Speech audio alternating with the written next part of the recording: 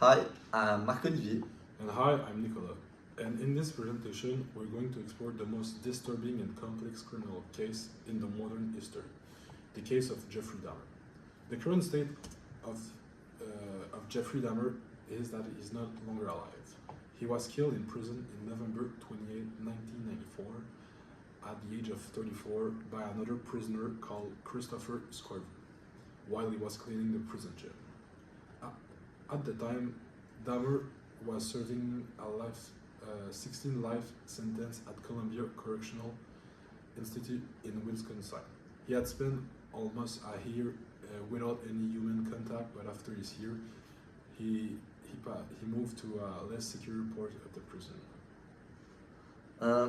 Our goal today for this presentation isn't to focus on the disturbing crime that Dahmer committed for shock value. Instead, we want to look at the situation more from a psychological standpoint. So, what kind of mental and emotional factors can lead to someone to commit such acts? What patterns in a person's development, especially early in life, could be linked to violent or antisocial behavior? And most importantly, we want to focus on what could have been done differently to recognize the warning signs before it was too late.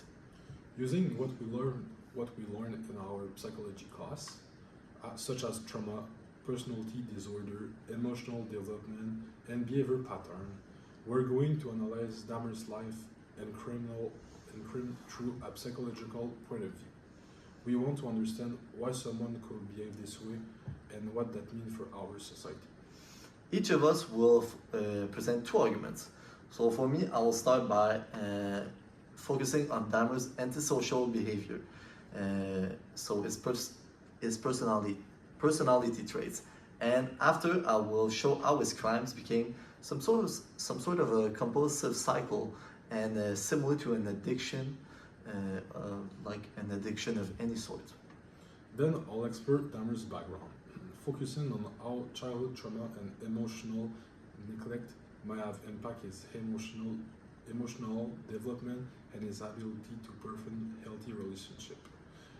I will also talk about how multiple warning signs through his young age were ignored by those around him, such as teacher, friend, and family member.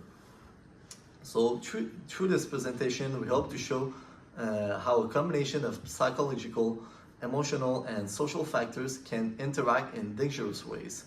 Understanding cases like this isn't just about looking in the past, but like we said before, it's about learning how to recognize risks and hopefully prevent future tragedies. So for my first argument, it really focuses on the fact that Dahmer had a lot of antisocial traits. So he showed clear signs of antisocial behaviors, and starting as his teenage years. He was breaking rules, he lied to people, lied to teachers, he would drink heavily, he would skip classes, and he also dissected animals, but which is normal in a class context, but he would do it also at home, and he would start collecting bones. He would collect them in jars, and describe these actions as exciting. So these behaviors are consistent with the diagnostic criteria for antisocial personality disorder, or ASPD. It includes behavior like impulsivity, lack of remorse, and ignoring the rights of others. Dahmer also matched many traits of the PCLR psychopathic checklist, especially in factor 1, such as shallow emotion and thrill-seeking. According to Martins and Palermo in 2005, individuals who commit violent acts and show emotional detachment often exhibit objectifying behavior as seen in Dahmer's treatment of victim. So what that means is that he didn't just kill, he kept body parts, he cleaned skulls and planned to buy, to form a room in his apartment to display like if it was a collection of his favorite human remains. So Martins in 2011 also notes that Dahmer displayed behavior including thrill-seeking and sadism that are frequently observed in antisocial and psychopathic profiles. Woodward and Porter in 2002 described this type of behavior as constant with instrumental violence, carried out with purpose rather than emotional outbursts. Dahmer didn't kill out of rage. His violence was calculated and really organized. So rather than random behavior, his actions fit what psychologists identify as high-risk antisocial patterns. Now, for my second argument, I will mostly focus on the fact that Dahmer's behavior followed some sort of compulsivity, like if it was an addiction. So compulsive violence and a repetition of this behavior. In fact, Dahmer once said that he felt urges building up before killing. After each murder, there was a temporary period while he felt relieved, he felt calm, but then the urges would come back stronger than ever. This repetitive cycle reflects a compulsive patterns where emotional tension is only briefly relieved by harmful behavior. Langford and Hayes in 2022 described Dahmer's behavior as sharing features with behavioral addiction. They explain a pattern of urge, action, relief, and repetition, very similar to what's seen in compulsive offenders. As for Palermo and Bogart in 2014, they also describe how violent offenders may use killing as a way to regain emotional control or reduce their inner stress. This offers a useful kind of framework to understand the repetition behind Dahmer's behavior. To link this to what we see in class, we learned about instrumental violence. So planned violence used to achieve something, basically. In Dahmer's case, his goal was emotional stability and control. So he would drug his victims, he followed similar routines, and kept body parts or even slept next to the bodies. So these actions were not impulsive. They were methodical, they were planned, they were organized.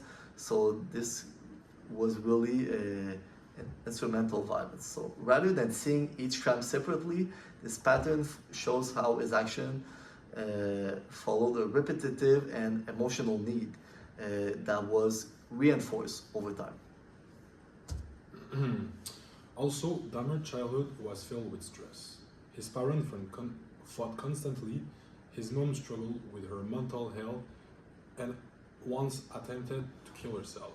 His father was emotionally distant, and after the divorce, Dahmer was left alone several times. According to Denez 2013, children who grew up without emotional support often become emotionally detached. They stop trusting others and might lose their ability to feel empathy. Jensen in 2017, who studied Dahmer's case, said he showed emotional coldness as early as high school because he had no friend, avoided relationship, and seemed disconnected from normal feeling.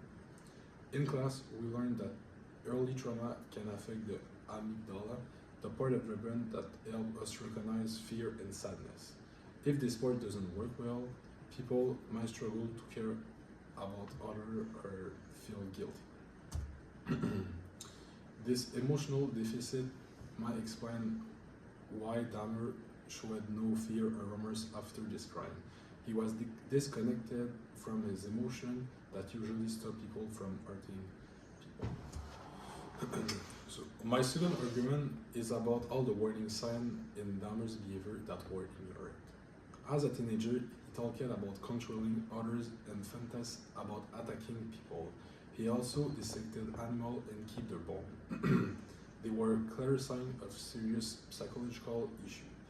Jensen in 2017 wrote that many adults around Dammers saw his odd behavior but didn't act. Teacher thought it was weird but not dangerous. Also, Per Tersilia in 1980 argued that school and family often ignore emotional warning signs if the person isn't violent yet. This is a part of what we call failure of socialization, where someone never learned to manage emotion or build empathy. If Dahmer had gotten if Dahmer had gotten therapy or psychiatric help during his time, things might have gone differently. But no one stepped in. So to sum up, in conclusion, my arguments show that Dahmer's antisocial behavior and emotional disconnection made it easier for him to treat others like objects. And also, for my second argument, I showed that his killing followed organized and repetitive compulsive behavior similar to an addiction. For my teammate, Nicholas showed that how early trauma can affect his emotion, the emotion of Dahmer, and how the signs of his behavior were missed by people and institutions that could have helped him. Dahmer's case shows how dangerous behavior can grow from a mix of emotional, social, and psychological problems. Learning about them problems can help us spot them early and hopefully maybe prevent such cases like this to happen in the future. So to end, those are our APA references, but you will also get the reference copy list by Guillaume. Thank you. Thank you.